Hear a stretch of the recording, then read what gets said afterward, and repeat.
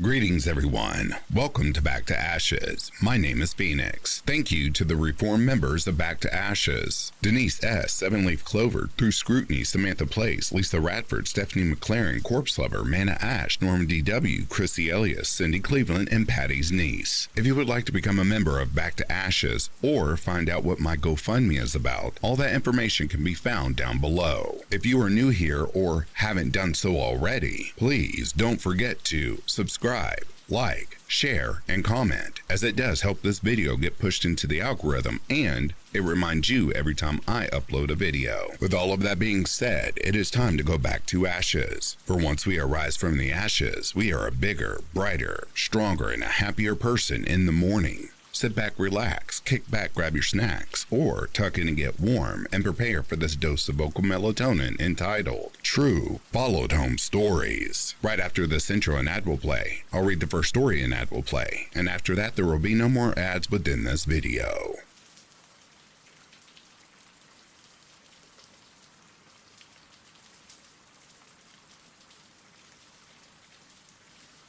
The trip by foot from my school to my house used to take an hour if I took the road, and 15 minutes if I took the forest path.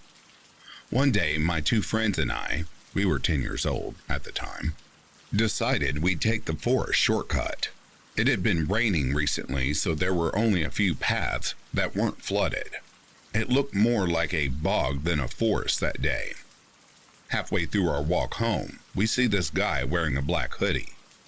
The hood is up, so we can't really see his face clearly. He's just standing there, looking at us with his hands in his pockets. We start walking faster, and every so often, we'd look back and he's making his way around the flooded areas to follow us.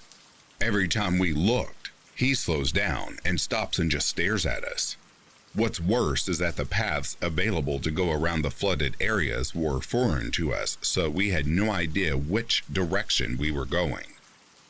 After looking back twice and seeing the guy slowing down and staring at us, we just sprinted out of there until we got to the road. Luckily, the road we exited the forest on was a main road we were familiar with, and we made our way home safely.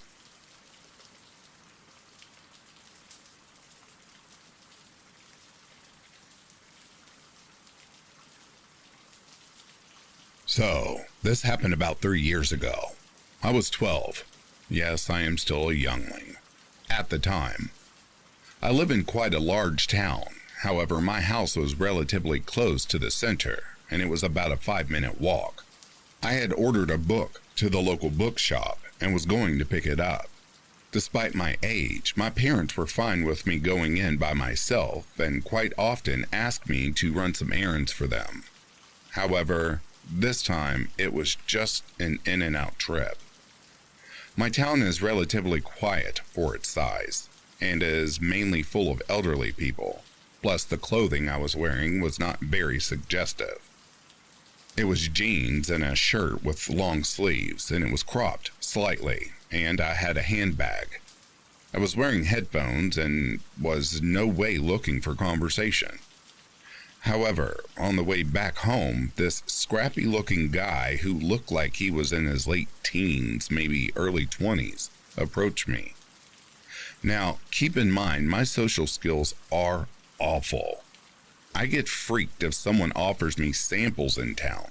So the fact this dude was starting to make conversation with me triggered something in my brain to avoid the conversation at all costs. I pretended I didn't see him and walked past, but he continued to follow me and ask me questions. I turned my music down slightly to hear what he was saying, but still pretended to ignore him. He ended up asking me if I wanted to see his van. I snapped and turned to him, asking him if he was effing stupid, then continued to walk. He kept following, so I built up my confidence to ask a couple having coffee to get rid of this guy for me. When he saw I was talking to some people pointing at him, he walked away. I thought that was the end of it, but took a slightly longer route home just in case. But, as luck would have it, walking down a long stretch of road, I saw him at the very end, wandering around a small green patch. I suppose he saw me too, and he turned and started advancing towards me. I picked up the pace and sprinted to the gas station, run by this lovely dude, who me and my older sister has many run-ins with. When I got there, I told the guy everything that happened, and he gave me the phone to call my dad. There was only a short way between the station and my house, but I was terrified of going out. My dad picked up the phone and I started telling him what happened, and that's when something broke and I burst into tears, which slightly took me by surprise, as I was not an easy crier. A few moments later, my dad came and the shoekeeper told him what had happened. We went home and my dad called the police, who later found the guy wandering around said gas station. I hate to think of what would have happened if I did anything different. But, creepy stalker dude, I hope I don't see you again.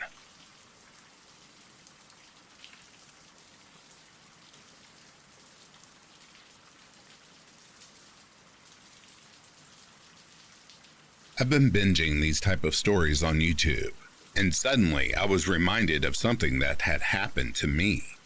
This happened a very long time ago, so this might not be completely accurate, but this is how I remember it. When I was young, elementary school, don't remember what age exactly, I ran away from home. I think I was upset because my parents were giving my brothers more attention than me, which wasn't that rare, to be honest. I'm the middle child, and while all three of us have our issues, I was considered to be the least challenged, as my older brother has autism and my younger brother has really bad dyslexia, and I was always expected to have straight A's or maybe B's. I remember packing my backpack and writing a note that I left on my parents' bed while they were out. I got about a block away when I saw my dad's truck heading towards the house. I was far enough away down a side street that he didn't even notice me. But a minute or two later, I saw him speeding down the same street, heading away from the house now. I walked a ways away. I think I stopped at a church to sit for a while before I began walking again. A few minutes later, a van pulled up, and a man rolled his window down. He said his dog was missing and that he had the puppies with him, and asked me to come with him to help look for her. I immediately saw the red flags and started running the opposite direction. My dad would sometimes do a stranger danger drills with my brothers and I, and one of the situations was the two of us in his car, and him telling my brothers that he had candy or something and asked them to come with, and they screamed, "No!" and ran towards the house. I got to the gas station nearby and called my parents from there, and they came to pick me up. I remember seeing on the news later, it might have been a few days later, I'm not sure, a picture of the man. I don't remember what his name was or what he was arrested for, but I remember how it felt when I saw his picture and my blood ran cold. I never ran away after that.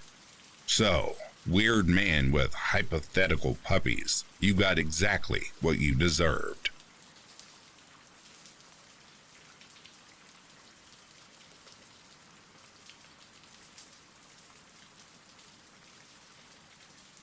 Anyone remember back in 2016, there was this big thing about killer clowns? Well, I didn't believe in any of it at first. I thought it was just one big joke. Until it happened to me. Here's my story. I was in 10th grade when the whole clown thing happened. I didn't really believe it. I thought it was just a big joke. Just a bunch of losers that had nothing better to do but to scare people on Halloween.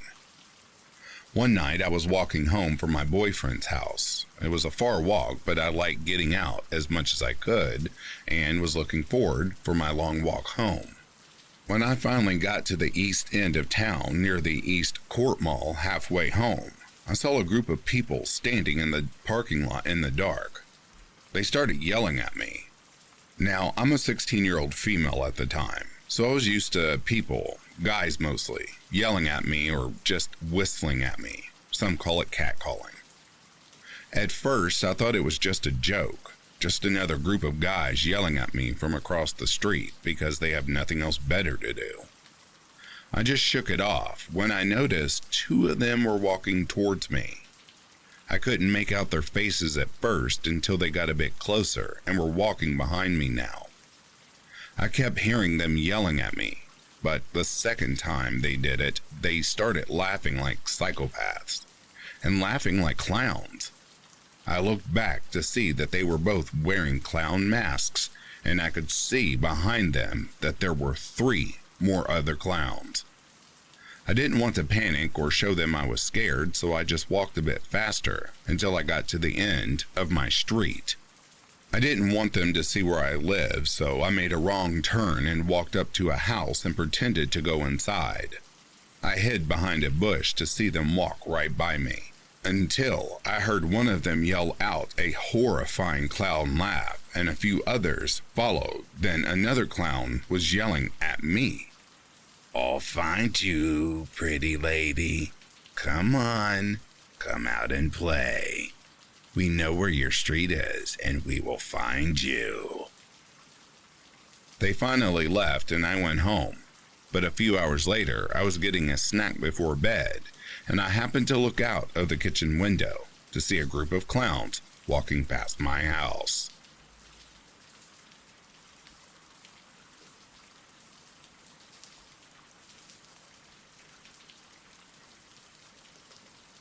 This was back in 2014. I had moved off campus and into a really nice part of town. I was a junior in college, and this was my first time living on my own. Campus was only 2 miles away, so I would often walk back home from campus. I would take the bus or catch a ride with a friend to campus.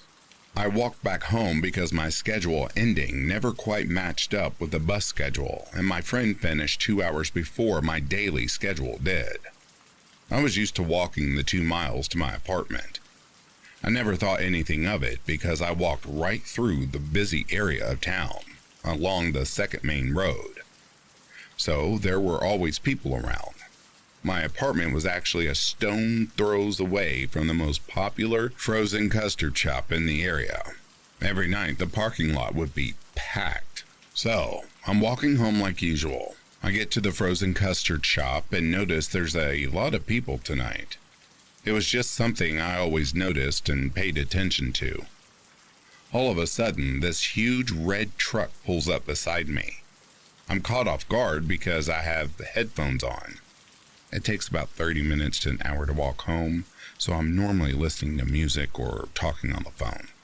I stop and take my headphones out and look at the truck. This man, dressed like a country singer, was sitting in the driver's seat. He looks at me and asks where the mall is. I pointed him in the direction to the mall. He said, "I've been down that way. I'm a photographer, and I'm supposed to be doing a photo shoot at a bar behind the mall." I've lived in this town going on 3 years now.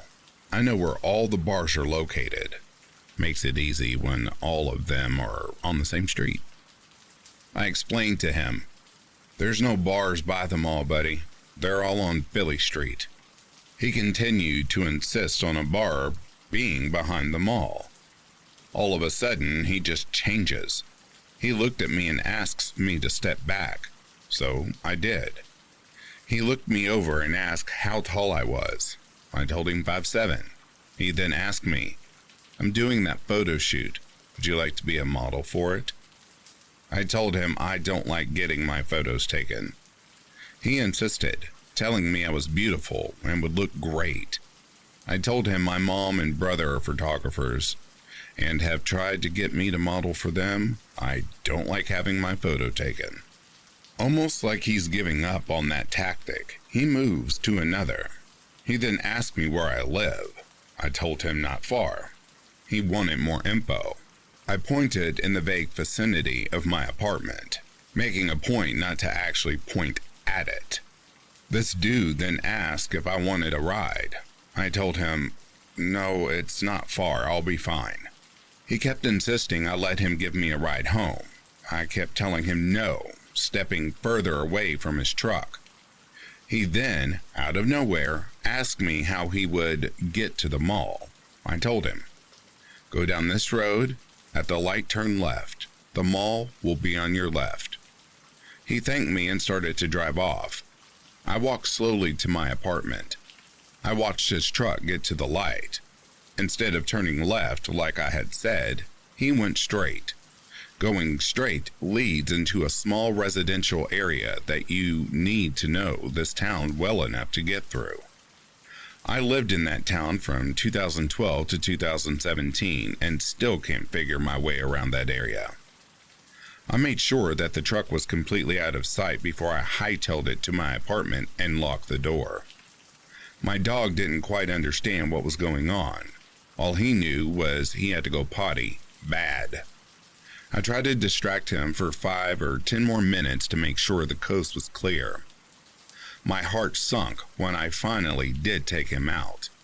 The same red truck was parked near the parking lot behind my apartment building. The truck didn't belong there. I'm one that I memorize all the vehicles that are normal for the area. No one had a red truck like that. I went back in and texted people describing the man and the truck to them in case something happened to me. I did not go back out for hours. When I did, the truck was gone. I never saw the man or truck ever again. To the man who tried to abduct me in front of the most popular venue in town on my way home, I hope I never, ever see you again.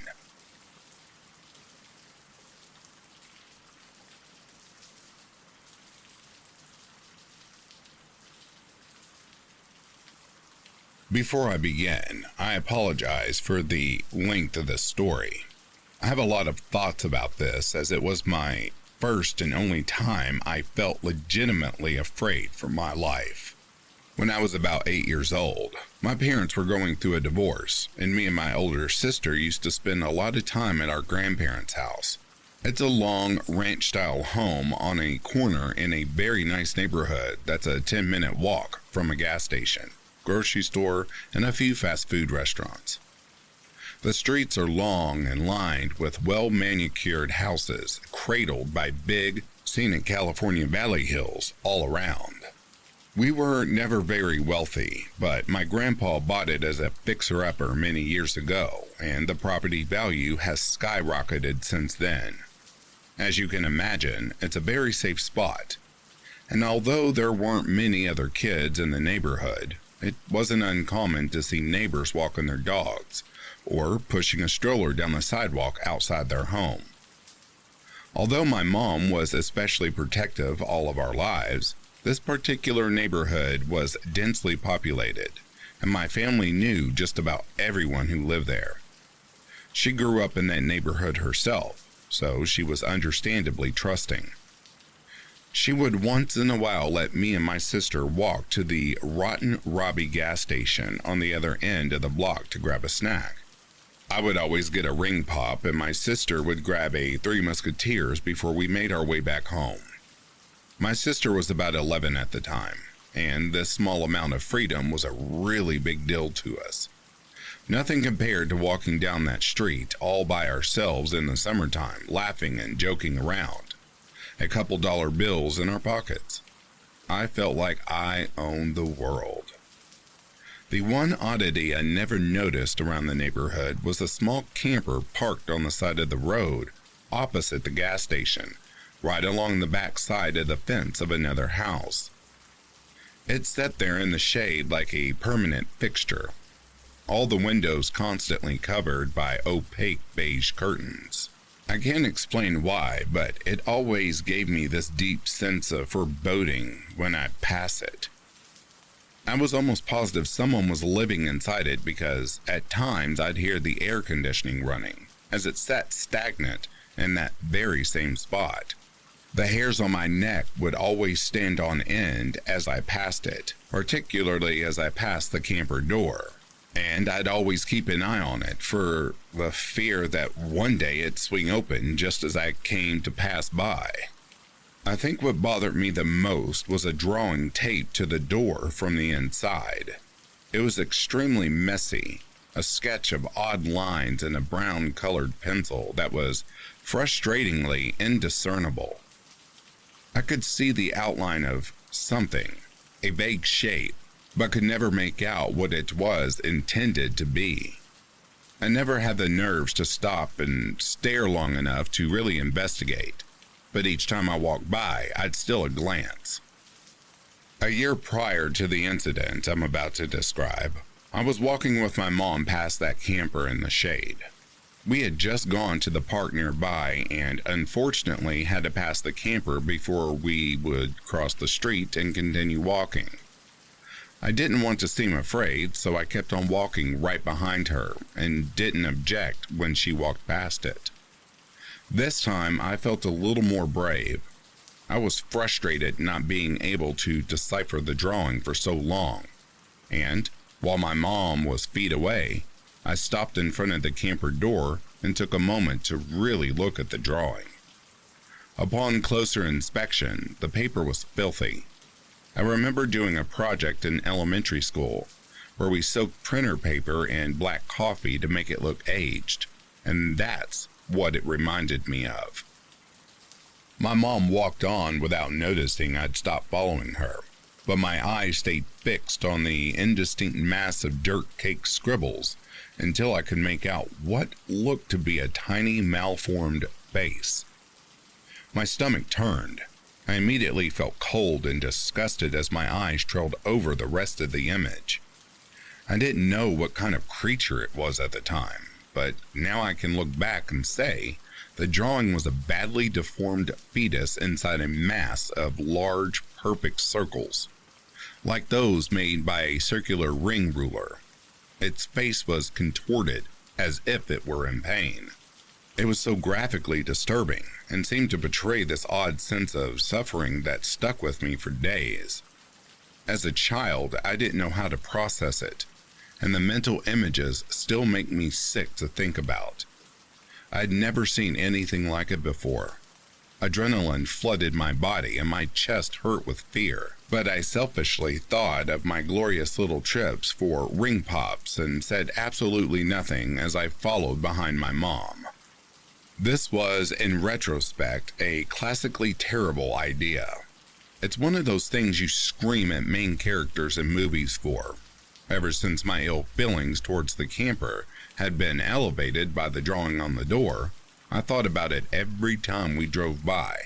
And about a month later, my mom once again graced us with several bucks and permission to walk down to the Rotten Robbie and grab our respective snacks. I thought about telling my sister about what I'd seen on the way there, but she was older and braver, and I was terrified she'd make me cross the street with her just to check it out. It was a bright, sunny day, and I told myself with false certainty that nothing was going to happen. If I didn't acknowledge it, maybe it'd go away. We walked past the camper, and it was thankfully uneventful. On the walk back, I was feeling more comfortable and was focused on fighting opening my candy wrapper while my sister walked alongside me. We passed the camper a second time, but I didn't give it half as much thought as the first time. I don't remember what we were talking about, but I recall being interrupted mid-sentence as my sister softly yet firmly said my name. There was a distinct fear in her voice that immediately set me on edge, like a bucket of ice water. All my senses heightened, and I became aware of everything, including the sound of haphazard footsteps, about 10 feet behind us. It was accompanied by a heavy rustling sound, like a heavy backpack, and nervously, I half turned my head to look. A man with a long, unkempt beard and wearing many layers of ragged clothing stood behind us, eyes unmistakably burning into our backs as he walked. His movements were not normal. It was a drunken shuffle, like each of his feet were unimaginably heavy and needed to be moved one grand effort at a time. His shoulders were skewed, head tilted downward with a sharp arch of his neck. I could hear his shoes scraping the gravel with every step, but rather than seeming genuinely intoxicated, it was as if he was intentionally meandering our direction, like a zombie with a direct effort to frighten us. Behind him, I saw the camper door was wide open for the first time in all the years we'd spent living there, and realized this was the man who had been living inside. "He's following us," I choked out, my eyes filling with tears. My mind was spinning as I stared straight ahead again, the wide street and sidewalks abnormally empty all around. My sister grabbed my hand. She squeezed it hard enough to hurt without looking my way, speaking carefully under her breath. "On the count of 3, we race home," she told me in a very serious tone of voice. I couldn't reply through the growing lump in my throat, but every single cell in my body understood we had to put some distance between us and this man as quickly as possible. She began to count steadily while we walked faster, and the most terrifying part is that he started running before we even had a chance to. He must have heard her directions to me and tried to get a head start by sprinting our direction before she got to 3. But his footsteps were noisy and we bolted like deer the instant we heard him behind us. I'll never forget it. The chase felt exactly like you would imagined in your nightmares. The fear your pursuer is inches away from grabbing your arm or a fistful of your hair. I pictured myself being dragged into the van with nobody around to see or hear me. We ran so fast we didn't even have the breath to scream. And peering back behind me about 10 seconds later, I saw him running our direction, with absolutely none of the impairment he showed with those zombie-like steps moments before. I think back on it now, and he may have been deliberately pretending to be handicapped to lower our guard so we wouldn't start running. The thought is terrifying, but I can't rationalize it any other way. We made it to our grandparents' house and, without looking behind us, yanked open the stubborn oak door before slamming it closed and scrambling past their excited dogs to get as deep into the house as possible. I don't even think we locked it, as our main goal was getting within the line of sight of any adult as quickly as possible. My mom was talking to my grandpa at the table and gave us an amused look when we bounded into the living room. Since we were kids, running around wasn't anything out of the ordinary, and she didn't ask what happened as we collapsed on the couch and tried to catch our breath. The inside of the house felt so safe and felt in such good spirits that I didn't even want to bring up what had just happened, like waking up from a nightmare you didn't want to talk about. I was desperate to go back to normalcy. I wanted to forget it entirely, to unwrap my candy and act like everything was completely normal for the sake of my own sanity, and that's exactly what I did. I asked my sister a few years back if she remembered the incident. I'm 25 and she's 28 now. And her response was strange. She remembered immediately without the need for me to provide details, but she quickly waved it off and insisted he had to have been a bored homeless man looking to spook some kids walking home, with no real intent to harm anyone. I don't know.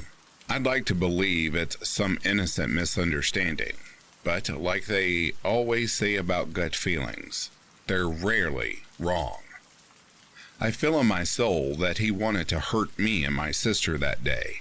I never told her or anyone else about the strange drawing on the door, and I'm not sure if my sister saw the open door and connected him to the camper or not. It's one of my biggest regrets, as I would hate for any other children to have been less fortunate after innocently walking past the camper in the shade.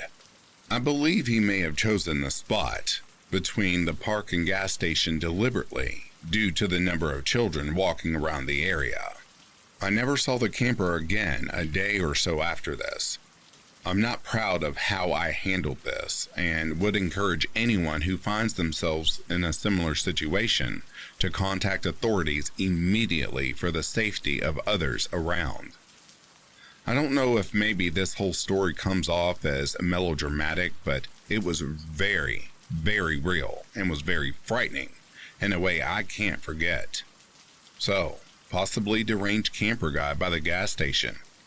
Whatever your intent was, I'm sure glad we didn't stick around to find out.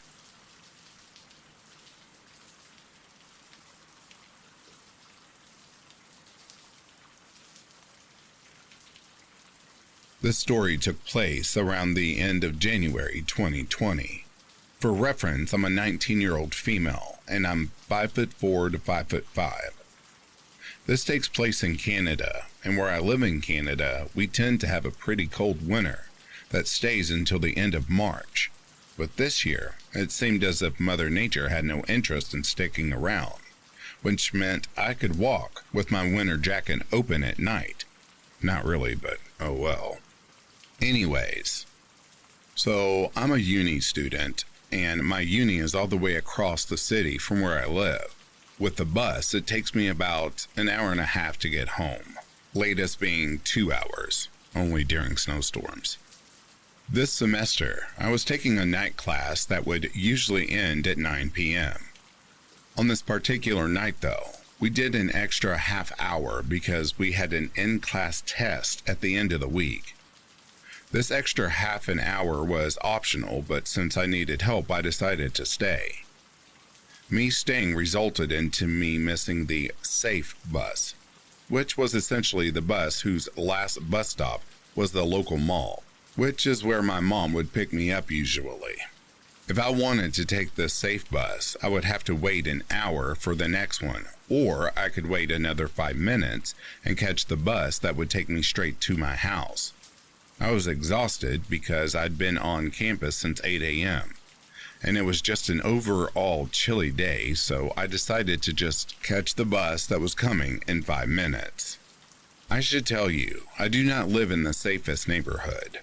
It's not the most dangerous one in my city, but I'd say it's in the top 5 of the most dangerous neighborhoods out there. So, whatever the bus ride is, fine.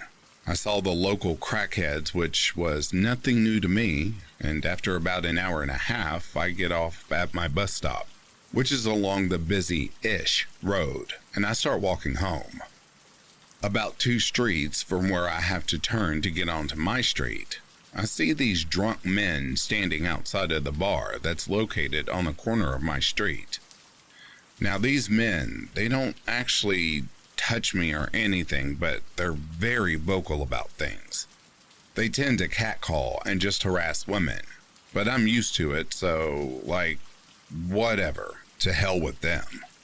However, I was not in the mood for their shit that day, so I decided to turn one street before mine and then just cut through my back lane later.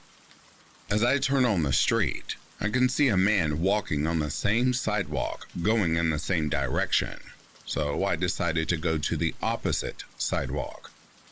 He was quite tall and skinny, but he was like 30, 40 feet ahead of me. Plus, he didn't even see me, so I didn't think too much of it. Now, that night was very, very clear, and the stars were shining super bright, so as I was walking, I decided to look up and admire them. I kept walking, and then I also stopped and took a photo, which turned out pretty nice, by the way. So I stood there looking at the stars for maybe about 20 seconds, and then decided to continue walking. I looked to see where the man was, and just caught him turning left. I had to continue going straight, so I kept walking. Plus, it was a very quiet night, so I figured I'd hear someone if they were behind me or anything. I live nearby a train track, and as I crossed the train tracks and took about 10 steps forward, I hear a tapping noise behind me.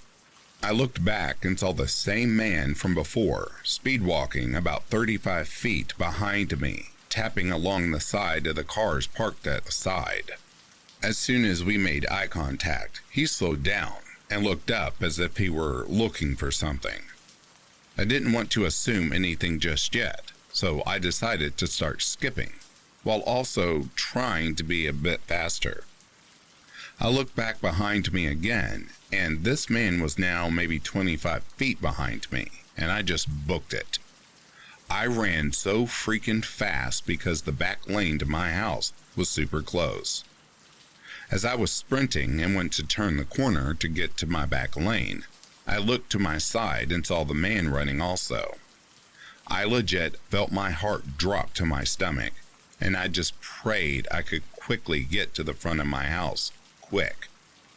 I ran and thankfully got to the front door, but I didn't have my keys out, so I'm like out of breath, panicking while looking for my keys at an ungodly speed, and finally, after what felt like hours, but was only a couple of seconds, I got my keys and opened my door, and I just slammed it shut and locked it.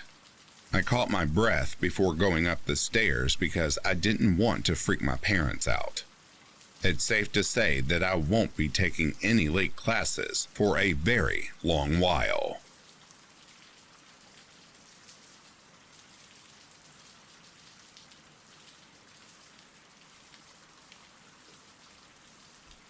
I'm a 26-year-old female from Michigan, but I was 20 at the time this took place.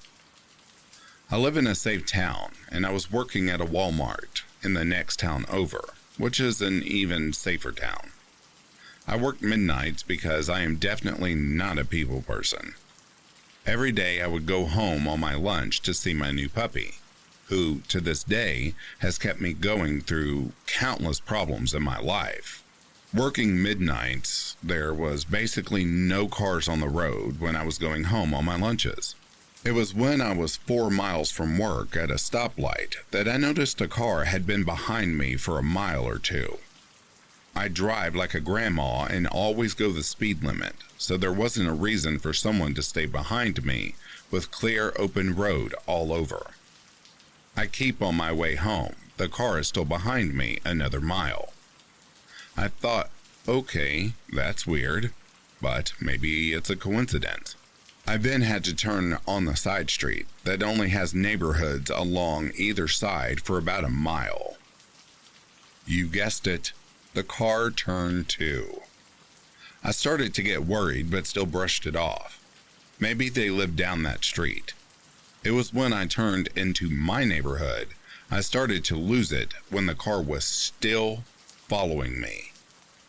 I turned down my street, but didn't pull up into my driveway because I didn't want to lead this creeper to my house. So I kept driving and took another way back out of the neighborhood. The car was still following me. Just to be positive before I called 911, I drove through my neighborhood the same way as before, and he followed again.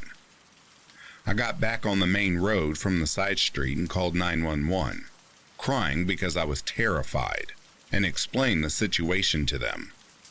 I headed back towards my work. She asked where I was, and I told her the crossroads, and, lucky me, there was a patrol unit a mile up. Yeah, the car's still following me. She stayed on the phone with me and told me to pull into the 7-Eleven at the crossroads the police were close to. The car pulls in after me as well. The dispatcher lady told me to turn my hazard lights on so the police knew which car was which. The car must have seen the police car and tried to leave. Not today, buddy. They stopped him on his way turning out. I was just parked in a spot crying hysterically. An officer comes over and asks if I know a Michael Stonebreaker. I say no, I don't.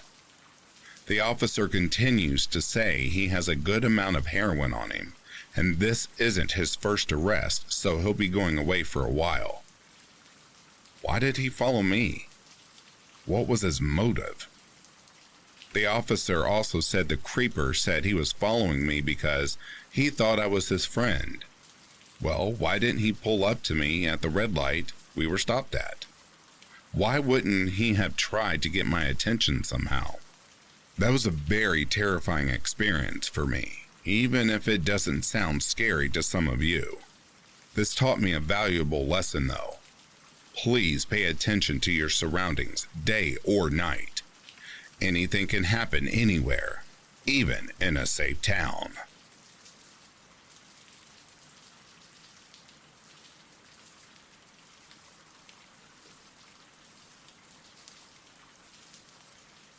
This is something that happened several years ago.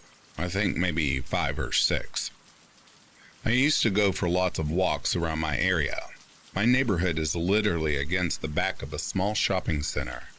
It has a grocery store, a PetSmart, an outlet, and a couple of food options, all in that one lot.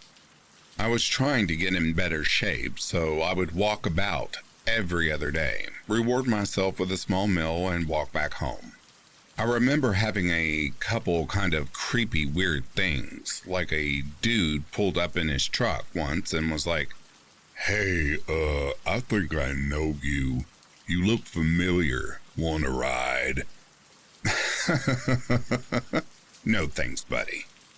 Anyway, one day I had walked down the street a couple blocks because a friend was supposed to meet me at Subway and we were going to hang out a bit. But he got caught up in family drama and never showed. So I just grabbed a coffee from a nearby place and started my walk home. As I got to the shopping plaza right next to my neighborhood and was walking by the parking lot for the grocery store, I heard a guy calling out. I glanced over and there was a dude who looked like he was putting groceries into his car, waving frantically and calling to me. I ignored him at first because I didn't recognize him and just assumed it wasn't me whose attention he was trying to get. However, as I continued walking, he seemed to keep trying to get my attention. So I kind of gingerly waved back and continued on my way. Out of the corner of my eye, I saw him get into his car and I thought that was the end of it. Until he started driving along the parking lot at my pace. His window rolled down as he attempted to wave me over. I tried to ignore him and just walked faster towards home. When I got to where the sidewalk opened up so many people could exit the lot out onto the street, he pulled his car up in front of me, blocking my way. There was a million things racing through my mind at that moment. And he rolled the passenger side window down and grabbed onto my arm and smiled at me and said, "Oh, I just wanted to tell you, you are so beautiful, and you have lovely hair. I just wanted to tell you how beautiful you are when I saw you walking." I thanked him nervously, and he let go of me, rolled up his window, and drove off. I know this one's pretty harmless, but I was extremely terrified. I think I was 22 or 23 then, and to add on, I am by no means the standard of attractiveness.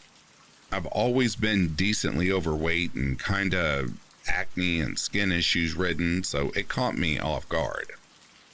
So, dude who thought it was okay to make me feel totally unsafe and officially scared the shit out of me, to the point I no longer walk around my area alone for the sake of a small compliment. Please, let's never meet again.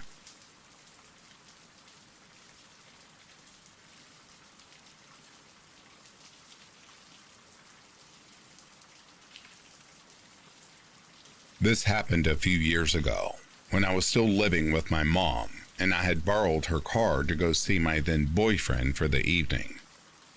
It was around midnight when I got back to my neighborhood, so the roads were empty. And that's when I noticed this dirty, run-down, rusted, white utility van that a maintenance guy would drive, following me. I never ever saw the driver's face, but I got this immediate sinking feeling in my stomach because something felt wrong about this van. Now, I was only 20 at the time, but I knew better than to just drive straight to my house and letting this person know exactly where I live, no matter how desperately I wanted to just go home and ignore it. But I also wasn't 100% sure they were actually following me yet. I didn't want to jump to conclusions just because it was late and I was alone and being paranoid. So I drove to a shopping complex a few minutes out of the way that's well lit and has a public library to see if I was being followed there. I thought I lost the van, but decided to wait in the parking lot for a few minutes because I had a bad feeling I just couldn't shake. Sure enough, the van showed up and was driving in random circles around the parking lot, looking for me. This scared me quite a bit, so I drove towards the big mall here that's always got security and police presence, because it was the midway point between where I was and where I lived. I parked in a pretty well-lit, although empty, 24-hour McDonald's parking lot where I had a great view of the roads and the mall, so I wasn't super easy to spot, and waited to see if the van showed up looking for me. It did. And of course, this would be the one time security and the cops are nowhere to be found, which was half the reason I decided to head there in the first place. Realizing whoever was driving this van was 100% actively following me in the middle of the night, I knew just driving home was not an option, and that's a terrifying realization. Luckily, the police station is just a few minutes away from where I was. So, I try and discreetly drive away hoping the van hasn't noticed me yet. I wasn't that lucky because it was long before the van was back in my rearview mirror. At this point, I'm panicking pretty hard, and my anxiety is high. I finally pulled into the police station parking lot, and seconds later, the van came to a stop in the middle of the road for no more than a few seconds. I'm guessing just long enough for them to realize where I led them, and they took off immediately, very quickly. I did make it home safe, and without seeing the van again. Not long after, but this whole ordeal took up at least an hour of my night. It was after 1 a.m. by the time I made it home, and I was terrified the entire time. I don't know what the guy's specific intentions was, but honestly, I don't need to know. I know it was nothing good, and I likely avoided a very bad situation. If you think someone is following you, it's not stupid or paranoid to make sure you aren't right. Who knows what might have happened if I had led them to my house or gotten out of my car.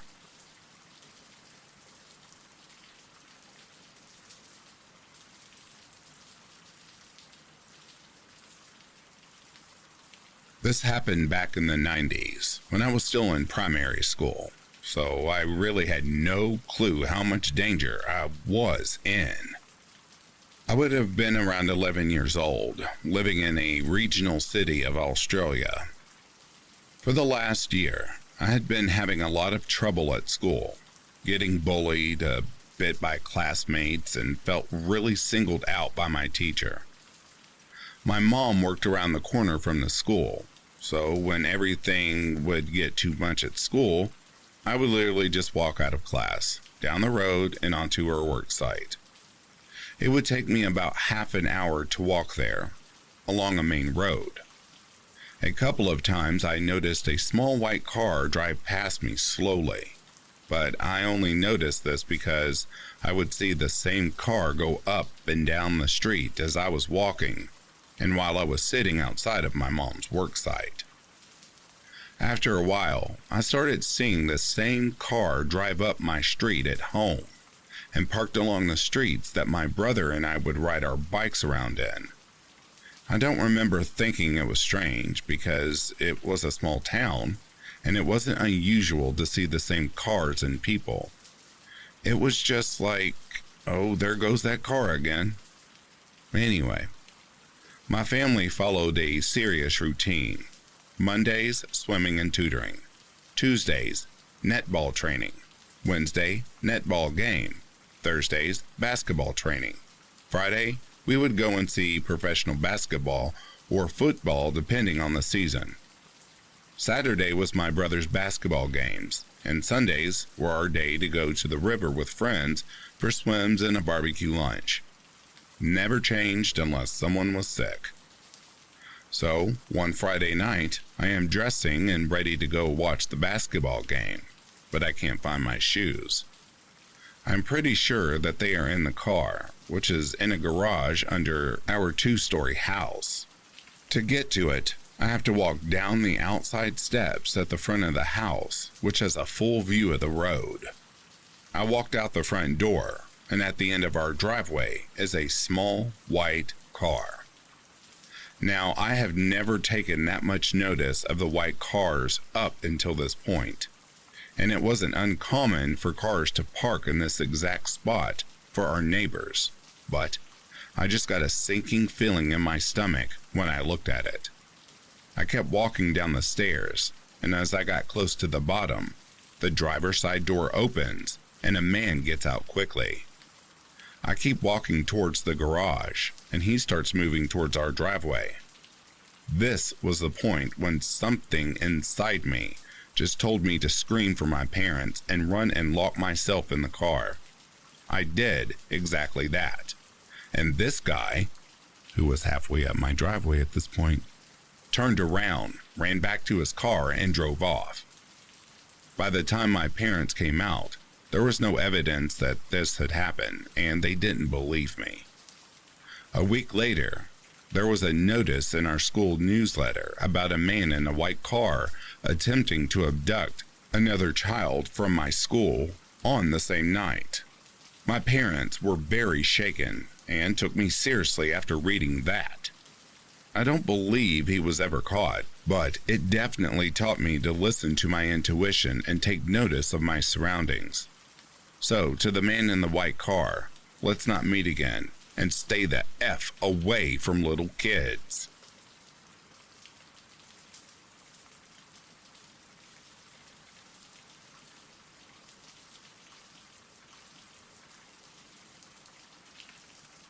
Alrighty, dear listeners, I'm so sorry this is going to be a shorter video than usual. As these were all the stories I could find, I'll make it up to you in the next story. If you are sleeping, I hope Slumberland is treating you comfortably. If you are awake, I hope you've enjoyed this collection. Until next time, please keep yourself safe. Always check your surroundings. I'll read to you soon. Have a good morning, a good afternoon, or good evening. Peace, love, and light to you all.